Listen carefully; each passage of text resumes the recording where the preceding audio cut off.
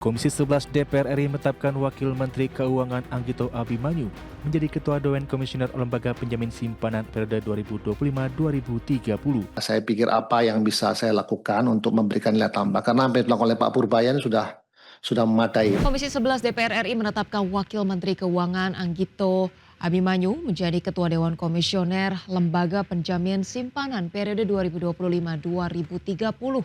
Komisi 11 DPR RI juga menetapkan Farid Azhar Nasution sebagai Wakil Ketua Dewan Komisioner LPS periode 2025-2030. Komisi 11 DPR RI menetapkan Wakil Menteri Keuangan Anggito Abimanyu menjadi Ketua Dewan Komisioner Lembaga Penjamin Simpanan periode 2025-2030 menggantikan Purbaya Yudi Sadewa yang dilantik sebagai Menteri Keuangan. Hal tersebut ditetapkan setelah uji kelaikan dan kepatutan yang dilakukan terhadap 5 nama.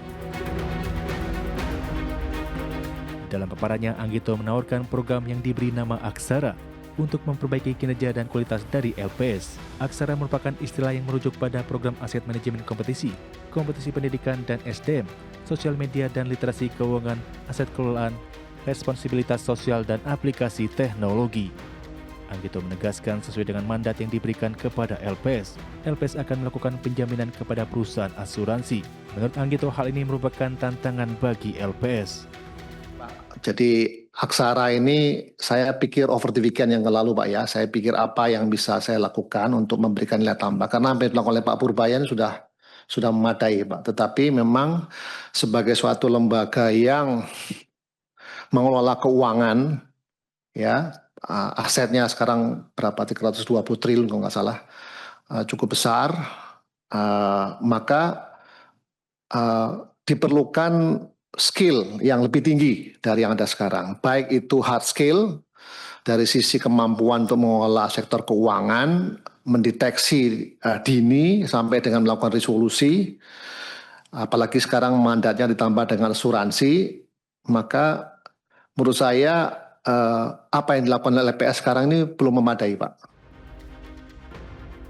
Selain menetapkan Anggito Abimanyu sebagai Ketua Dewan Komisioner LPS, Komisi 11 DPR RI juga menetapkan Farid Azhar Nasution sebagai Wakil Ketua Dewan Komisioner LPS periode 2025-2030. Dari Jakarta, Tim Liputan IDXNO. Pemirsa, demi mendorong akselerasi pemulihan ekonomi, Lembaga Penjamin Simpanan atau LPS kembali menurunkan tingkat bunga pinjaman untuk simpanan di perbankan, di mana pelaksana tugas Ketua Dewan Komisioner LPS menyebut bahwa ini terkait dengan TBP tabungan rupiah di Bank Umum dipangkas sebesar 25 basis poin, sementara TBP tabungan valuta asing diturunkan menjadi 2% dan TBP di Bank Perekonomian Rakyat dipangkas ke level 6%. Lembaga Penjamin Simpanan atau LPS kembali menurunkan tingkat bunga penjaminan atau TBP untuk simpanan di perbankan. TBP tabungan rupiah di Bank Umum dipangkas sebesar 25 basis poin dari sebelumnya 3,75% menjadi 3,5%. Sementara itu TBP tabungan valuta asing di Bank Umum diturunkan menjadi 2% dan TBP di Bank Perekonomian Rakyat dipangkas ke level 6%. PLT Ketua Dewan Komisioner LPS Didik Madiono menjelaskan bahwa langkah ini diambil dengan mencermati tren penurunan suku bunga deposito serta dinamika perekonomian ke depan. Menurutnya, kebijakan ini bersifat antisipatif guna menjaga stabilitas sektor keuangan sekaligus mendukung pertumbuhan ekonomi. Selain itu, Didik menilai keputusan tersebut juga menandai adanya sinergi kebijakan antara otoritas keuangan dalam memperkuat daya tahan perbankan nasional. Penyesuaian TBP juga dilakukan dengan memperhatikan kondisi perekonomian dan perkembangan pasar keuangan.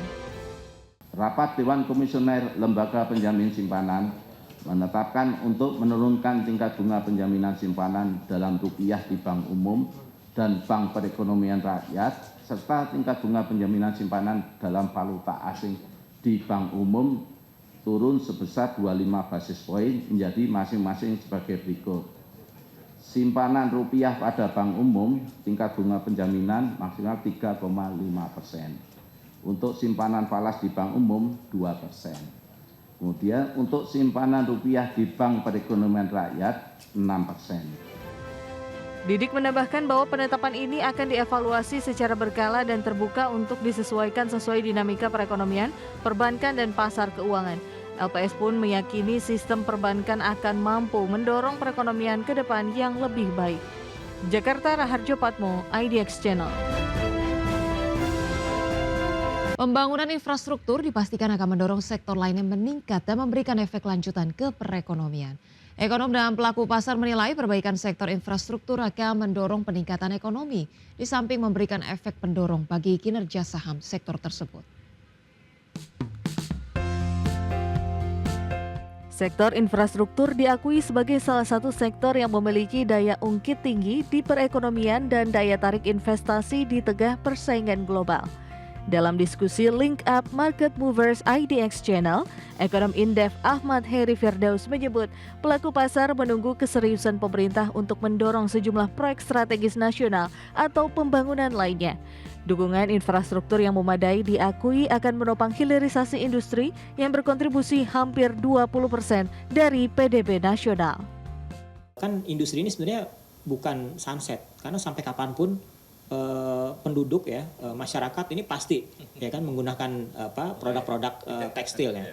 Tapi kenapa kok ada yang menganggap ini sebagai suatu sunset? Nah, padahal enggak. Nah, mungkin kurang dukungan dari segi katakanlah listriknya masih relatif mahal atau logistiknya dan seterusnya. Nah, tapi kalau misalnya itu didukung energinya, kemudian juga tenaga kerja dan lain sebagainya, pasti saya yakin investor tuh akan cukup tertarik untuk membangun sebuah infrastruktur kawasan yang spesifik ya, tematik lah gitu ya, untuk meningkatkan salah satu subsektor industri yang memang menjadi masih bisa berkembang. Sementara itu, Direktur Reliance Sekuritas Indonesia Reza Priyambada menyebut para pelaku pasar kini lebih selektif dan mencari emiten yang memiliki eksposur pada proyek strategis atau tren baru seperti energi baru terbarukan dan digitalisasi. Reza mengingatkan konsistensi manajemen menjadi kunci dalam menjaga pertumbuhan perseroan. Tentu yang harus dilihat oleh pelaku pasar itu dalam melihat sektor ini adalah bagaimana emiten-emiten yang ada di dalam sektor infrastruktur ini bisa meningkatkan volume pendapatannya gitu. Nah, terus kemudian bagaimana kontrak katakanlah kontrak yang ada di mana di emiten tersebut gitu. Artinya apakah kontrak tersebut secara jangka panjang gitu kan atau mungkin jangka pendek gitu. Contoh misalkan yang kemarin baru IPO ya, kode sahamnya CDIA gitu kan. Dengan sektor infrastruktur yang terus tumbuh, maka dipastikan peluang perbaikan ekonomi secara keseluruhan akan semakin besar dan berarti. Dari Jakarta, Raharjo Patmo, IDX Channel.